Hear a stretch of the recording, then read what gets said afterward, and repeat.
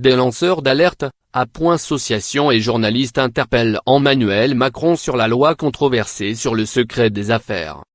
Lire aussi. La loi sur le secret des affaires menace-t-elle la liberté d'informer?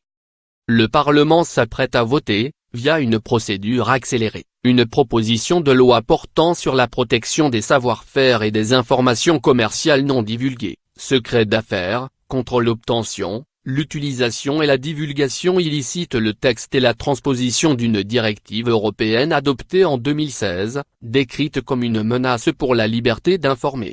Déposée le 19 février, cette proposition de loi discrète et expresse a été votée fin mars à l'Assemblée nationale et sera examinée par le Sénat ce 18 avril, avec une adoption prévue dans la foulée.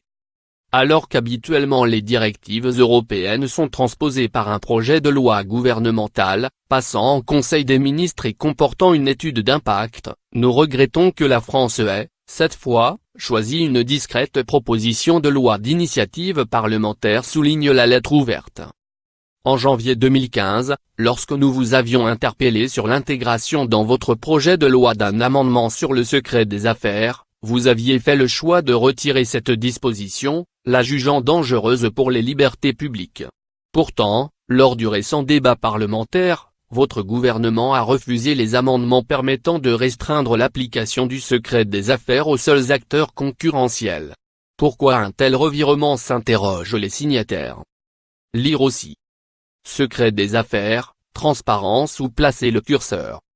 2 ans après la polémique, la très décriée directive sur le secret des affaires protégeant la confidentialité des informations des entreprises s'apprête ainsi à faire son apparition dans le droit français.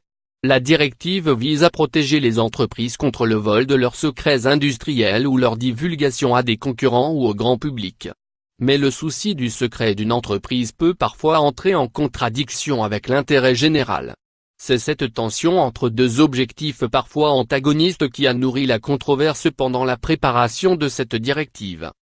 Parmi les signataires de la lettre ouverte figure notamment Antoine Deltour, lanceur d'alerte sur les LuxLeaks, Lorraine Bounot, déléguée générale de Transparency International, Cassia Dubreuil, présidente du syndicat de la magistrature, et les SDJ de l'AFP, de Télérama, de Mediapart, de Radio France et du Figaro.